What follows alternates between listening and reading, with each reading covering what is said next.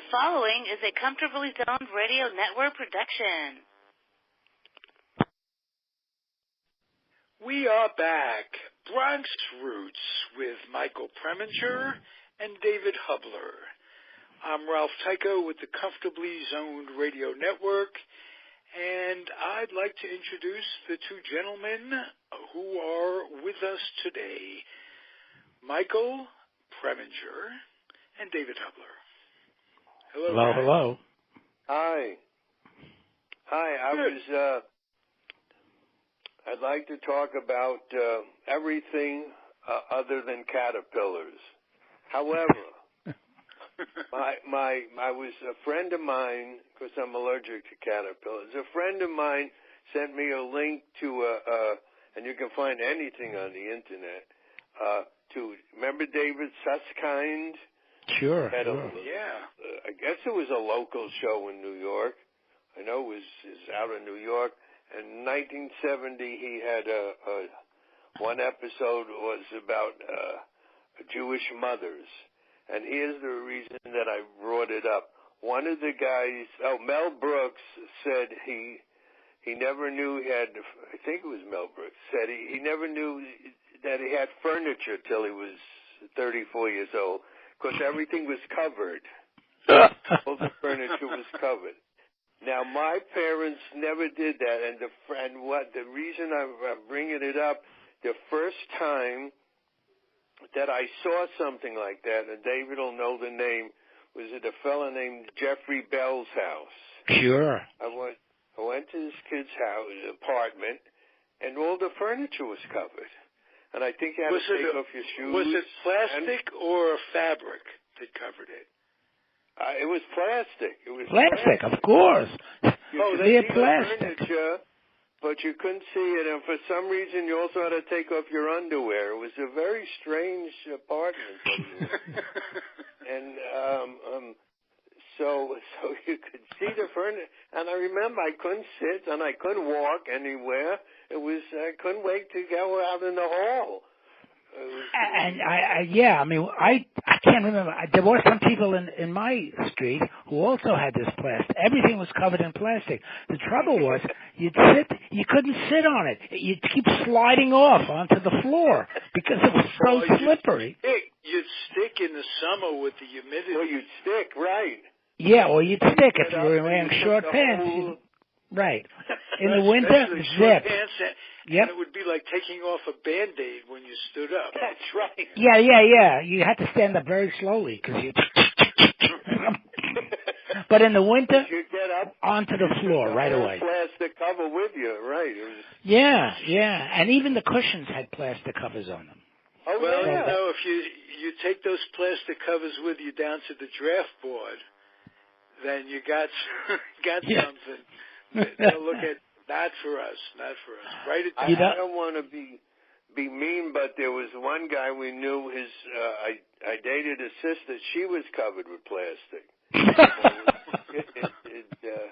Just some people just want. Yeah. I don't know. It's easy to boil them in plastic, and nowadays, try kissing. Start a new relationship.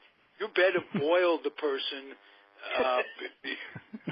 Just to be on the safe side. So maybe a topic we'll talk about Jewish mothers. So we all three had them, and not the same one. We all had different ones. Allegedly, but alike in many ways. No doubt. No what they produced was a certain common denominator. I'm guessing your mothers had a smile on their faces, at least occasionally. They enjoyed humor. Start with you, Michael.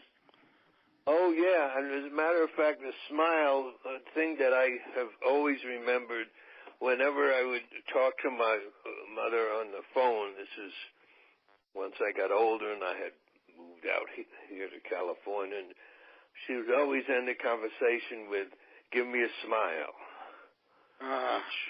which was wonderful. She had a wonderful sense of humor, and She always felt I was the only one who really got her sense of humor. I think I mentioned once she used to wear her purse, a pocketbook with the strap around her shoulder. And I asked her why. She said, because if anybody wants to grab my bag, they're going to have to take me with them. And she said, and I don't mind going. So she really had a good sense of humor. She had an uncle. What made her laugh on television in those days? Boy, that's a good question. What was the name of? Oh boy, it's on the tip of my tongue, and so is where I bit myself yesterday. But that's something else. Same spot. Yeah, never bite your tongue. Do you ever bite your tongue?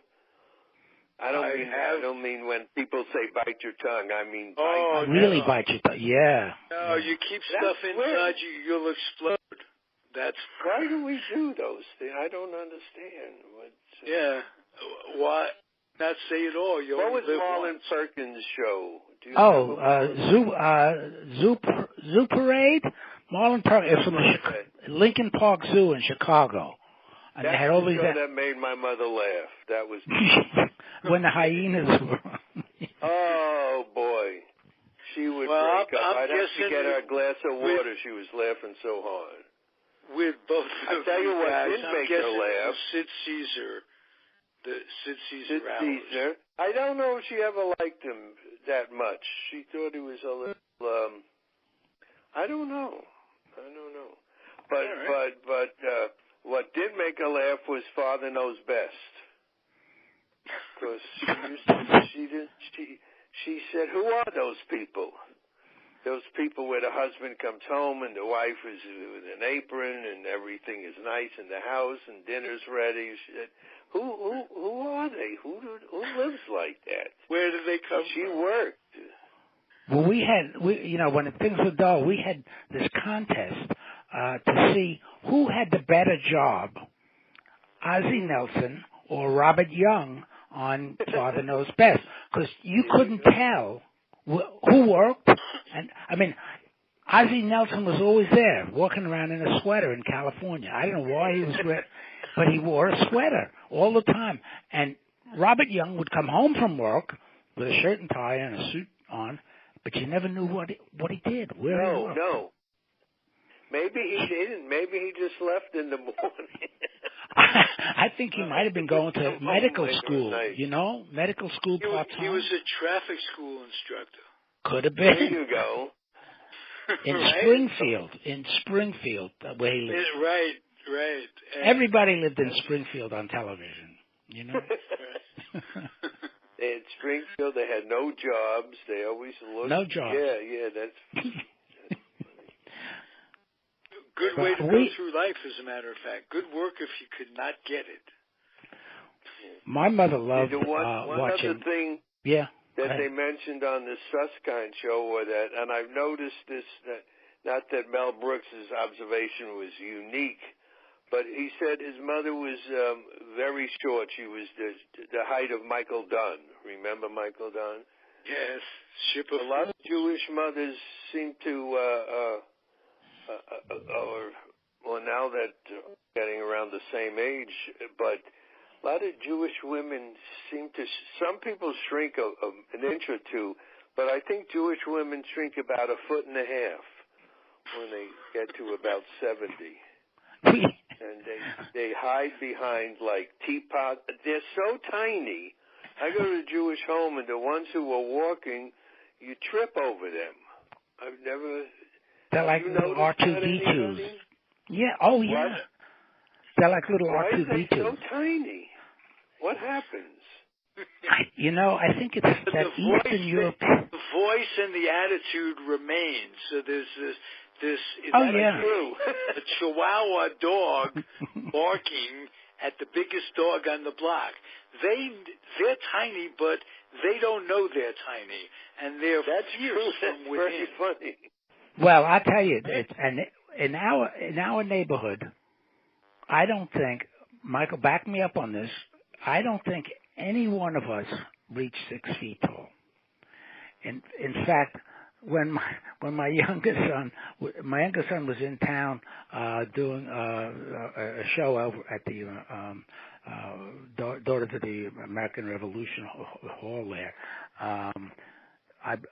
we were invited to the dress rehearsal. And so we had 4 tickets, so I invited an old friend from the neighborhood and his wife. So the 4 of us come in, and my son Jeffrey looks at us and says, "Didn't anybody grow in your neighborhood?" And it was at that point that I realized, we were all just about the same size. And I think that, think about that. Yeah. My neighborhood in Queens, too. And, yeah, absolutely right. And I tell you, I went with my wife to her high school reunion a good number of years ago now. It must have been like 15, 20-year reunion. And she was and my wife is not tall. She was like among the tallest women there. Oh, my God. I mean, it was like... Becky is short. Yeah, and this was like Munchkin high. I mean, these women... a number of them were Jewish, and I guess they were getting ready to be Jewish grandmothers and mothers, already mothers, so they were already shrinking. Well, they were tiny. That came with the time. I think drugs today for women keep bones healthy. The calcium today, maybe that keeps it from happening.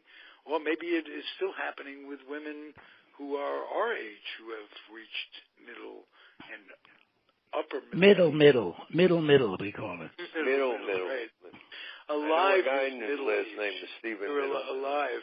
But speaking of which, our demographics came in, and there is someone alive that listens. It's not. Really?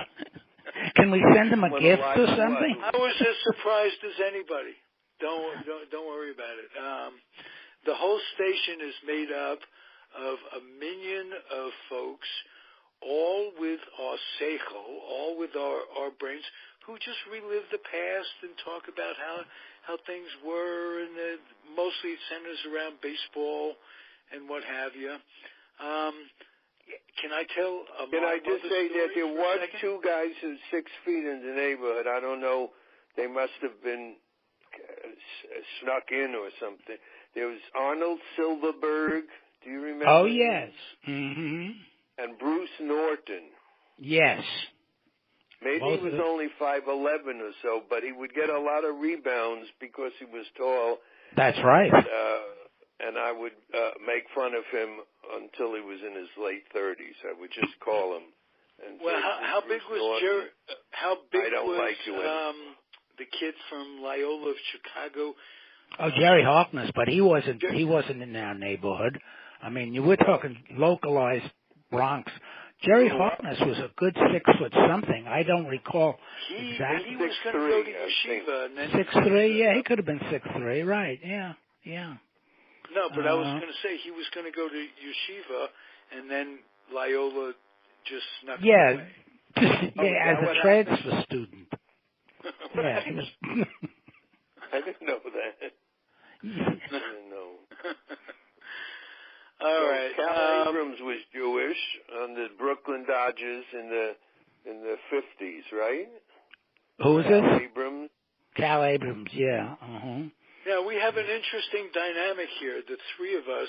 I was a New York Giant fan. Michael, you were a Dodger fan, and David, you were a Yankee fan. Yep. Mm-hmm. Interesting that a Bronx person becomes a Dodger fan. How'd that come about?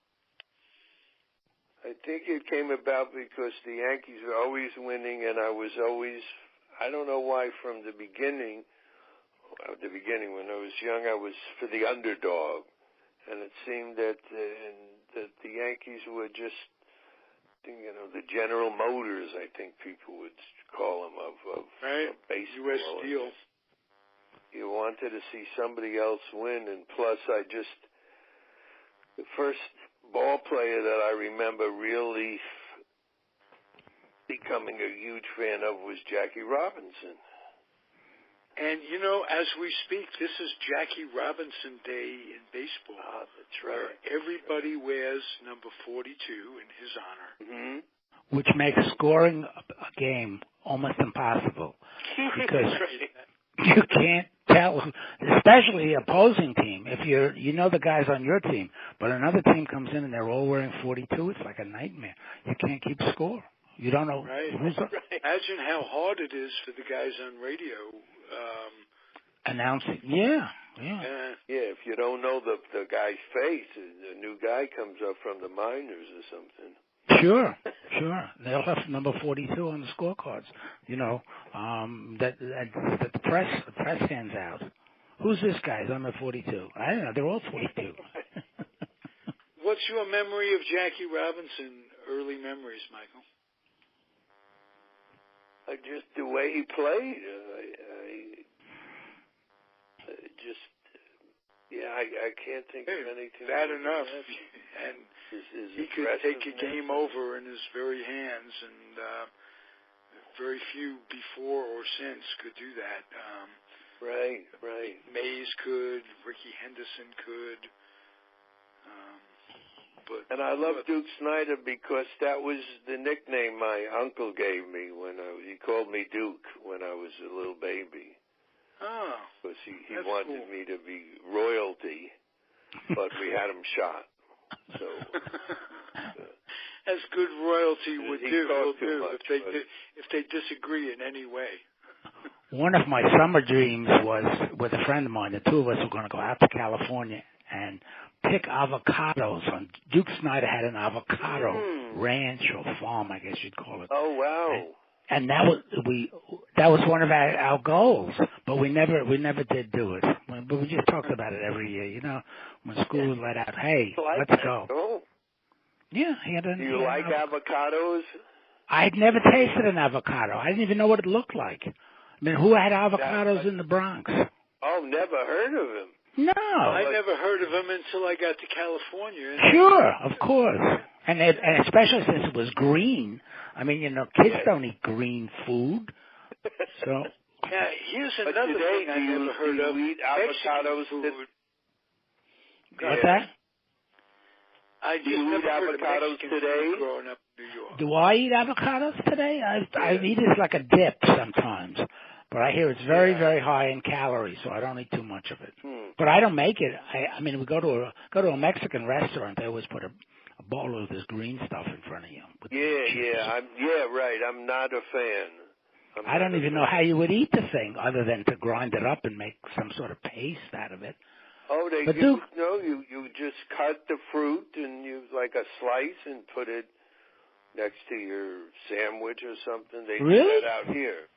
Oh. Yeah. Is that like what's that other thing? Oh, the other fruit, tropical fruit that people eat a lot of. I can't think of it. It looks like a kidney, so I don't. Pinto beans? No, that's no. It's a big thing. It's a big thing. They turn bright red and yellow. Eggplant? No, and that's brown and black. Oh, but no, it looks like yellow. Yeah, and you peel it. I know what you. It's pretty good, but you get some of them here too, but not like you do in California, of course. Oh, here it's people. That's it, avocado all over the place. Yeah. No, but that was a dream of mine to go out there and pick avocados. I mean, I don't know why. Would you like me to send you some? No, I was thinking though, maybe it was my desire to do better in Spanish, because if I were working out there in the fields, I'm sure a lot of the people would be speaking Spanish in the fields. So maybe that's what it was. But I never did get out there, and I never did very well in Spanish in school. That's a good combination, right there. It is. Yeah. Would you be surprised if you came out here and went to one of the fields and most of the people were speaking Yiddish? That would be a surprise, yes. Yiddish man. Oh, here, have a piece. Here, eat. Essen. Okay, I'll be over there in a minute. Picking lumps of gefilte fish off a bush. That's right. Hey, your mom, speaking of mothers, went worked together. You briefly. Oh, yeah. Well, they didn't work together. They worked in the same hospital, yeah. Right. Oh, very good, Stan. Yeah, you remember that. Yeah, that was like the area's biggest employer, and now today it's a tremendously large medical center. It's interesting. It started out as a hospital for tuberculosis patients. Yeah, and I remember as a little kid, you could look through the fence. There was a fence with some bushes in front of it, and you could look at it and you could see these people all sitting there in wheelchairs, just because they all had, it was a very strange thing. But then it's like a sanitarium, in other words. Yeah, it was. That's it, right. But it was also a regular hospital because I had my tonsils taken out there and I had my appendix taken out there. So was this elective or this somebody? Yeah, I had nothing to do one summer. In fact, you just passed by and they grabbed your appendix. Yeah. They had a special can't be too careful in the Bronx. That's the mark. No, right. I mean, there was a guy walking up and down Jerome Avenue with a card, one of these sandwich things. Today's special, appendectomy. Right. So people lined up. He had a big sign in front of Alexander's for a while, but they threw him out. Yeah, they did. They sent him all the way down. A sandwich sign. A sandwich. Yeah. A sandwich. All right. Yes, of course. Vouden? Right. That's one of the great things about Yiddish is that it's a great expressive language. Wonderful. It's so good because even people who have never heard a term in Yiddish, if you say it to them, they understand what you're talking about. Exactly. I heard it described as a mishmash of English and German. I don't know if that's... Well, it's definitely Germanic root. There's no question. Yeah. Oh, yes. Right. Probably the language in those days, but it's been bastardized to the point where there are Yiddish expressions that people don't even know that they're Yiddish. Oh, right. Absolutely. Russian, all of a lot of words. Some Southern guy, was machst du, y'all? Yeah, y'all. That would be the end of the world, right there. Right. One word that I always thought was Yiddish and turned out not to be Yiddish was the word tumult. There's a tumult. There's too much tumult. And it sounded so Yiddish, I always assumed that it was. You'd think that, yes. What is it? It isn't a Yiddish word. That's no. It's a good standard, Anglo-Saxon word. Maybe some of those Anglo-Saxons had a little Jewish blood in them. I don't know, but it's like aggravation. It's tumult. So well, how about this? The word bandit. My grandparents would call the grandkids banditten. Yeah, banditten, right. Was that bandits? Bandits, or because we thought of it as we're a bunch of bandits. The little kids are running around like bandits. Was there any correlation to that word and bandit? The bandit. I don't know. I don't. That's a good question. Okay, I wish I had that. Well, who was it? Leo Roston. Able to die curious. I was just going to say I have that book. I could. Leo Roston. Right, yes, The Joys of Yiddish. I think one of the greatest books of all time. Amen to that. Absolutely. That is now in my hand. Oh, great. Go to B, under B. I will. Aleph, Bet, B. Yeah. And there are so many terms that have come down into generalized standard English usage that have their roots in Yiddish. And it's a shame that, I know there are a number of Yiddish language programs in colleges, and I'm sure like Brandeis has one. Of course, their crosstown rival, Holy Cross, may not have one, but probably not. Now that I'm thinking about it, right? Holy Cross. When I was a kid, we weren't observant, my fam, but we loved the culture, worshiped the culture. My parents sent us to Yiddish school, where we learned to read, write, converse in Yiddish. And Hebrew was what they thought was a prayer language, and Yiddish was a conversational language. And so at one time I was pretty fluent in Yiddish, and I still understand the Bissell. Mm-hmm. Oh, that's great. I can't find Bandit. It's not in here. Well, maybe his grandmother was in Rose Nis, and she didn't scream. It's Bandit, you're making me crazy already. It's such a wonderful language. I wish I could. See, my grandparents didn't speak it. My grandparents did not speak Yiddish, and so friends of mine who had first generation parents or grandparents who spoke mostly Yiddish in the house, they knew much more Yiddish than I did, simply because it was spoken in the house. In my house, now, I'm going to ask both you guys, when we grew up, a middle-aged person, generally, a Jewish person, spoke with a Jewish accent. Sure. At that time. Did you ever, when you were a kid, you ever think what it would be like? You turn 40, and you go, well, how you doing? I'm doing all right, but I seem to be developing an accent. I thought it came with middle age. I did. Not only did I think it came with middle age, I could not imagine any older person let's say because when you're 12 and 13, somebody who's 40 is ancient.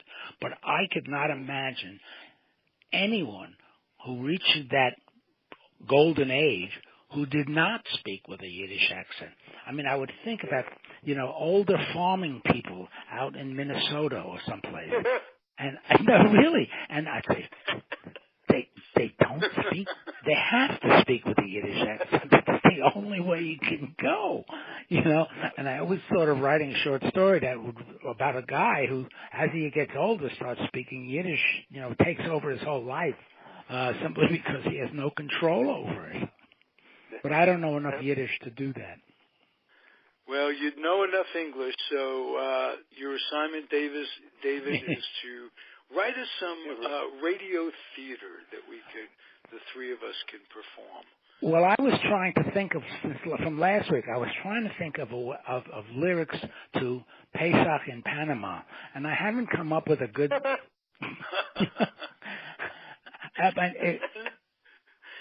it would be like Springtime with Hitler. Yes, exactly. That's Panama. Yes, but that was the music that kept coming into my head, and I said, no, I really don't want to do that. But you can do it, David. You go Pesach in Panama with Pablo. But there were other songs too where the music would fit with the lyrics, But I didn't want to intrude on Mel Brooks, a couple of times there've been times when people have said to me, you look just like Mel Brooks, and I said, no, you mean the other Mel Gibson. That's the one I look like. You got the names confused.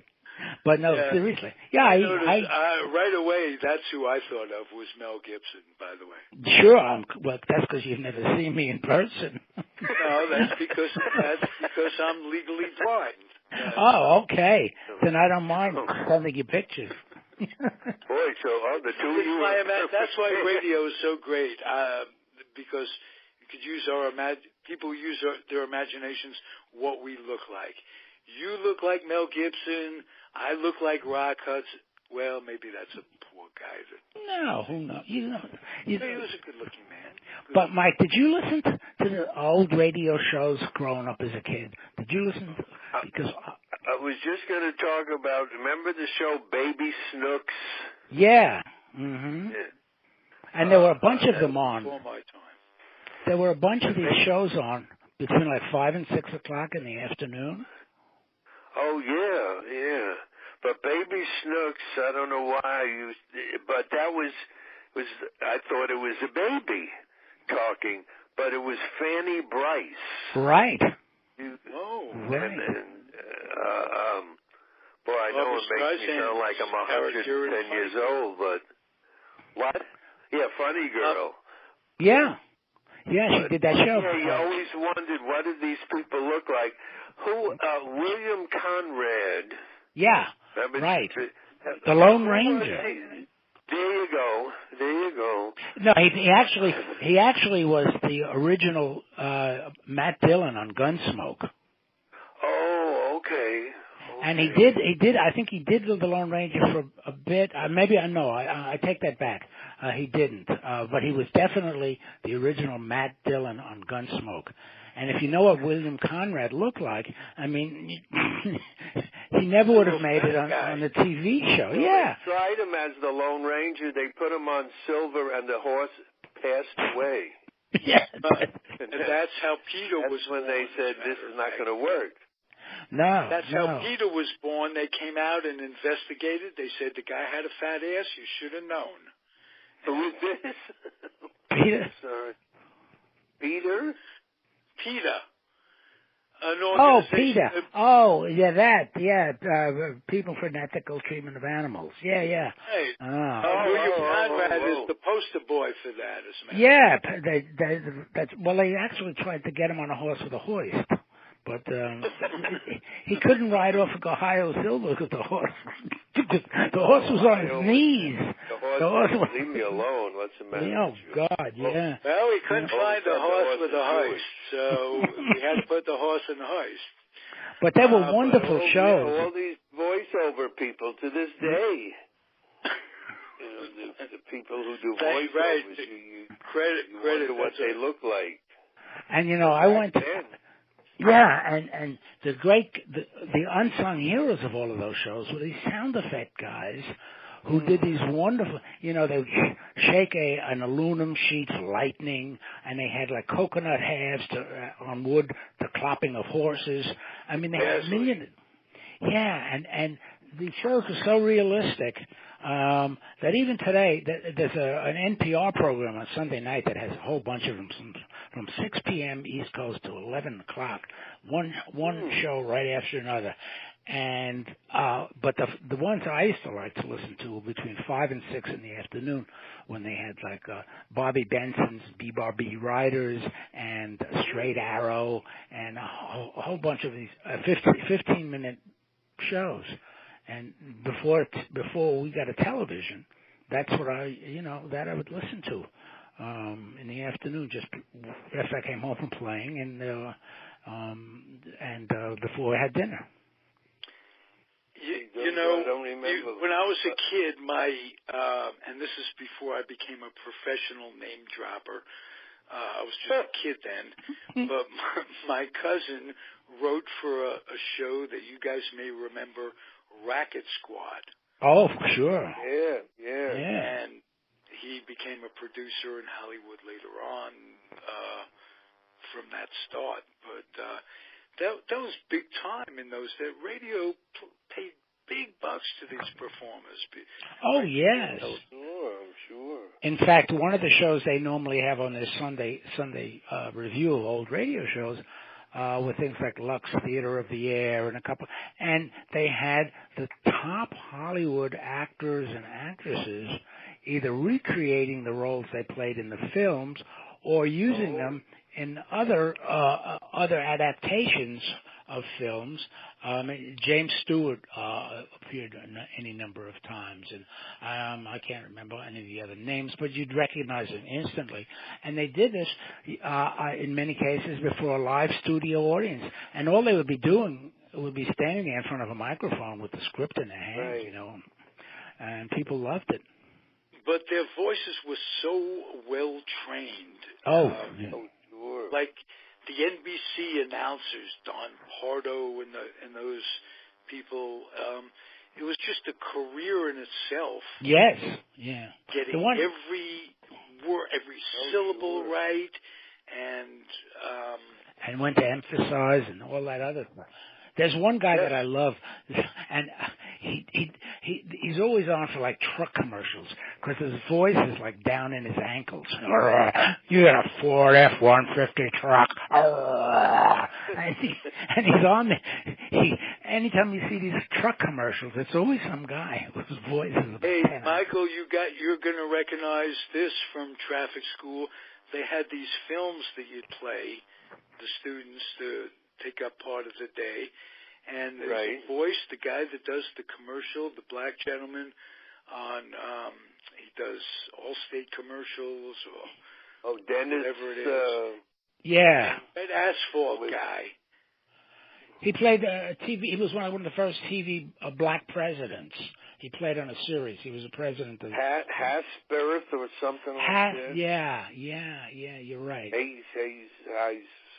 Yeah, beautiful voice. Beautiful voice. Absolutely. Yeah.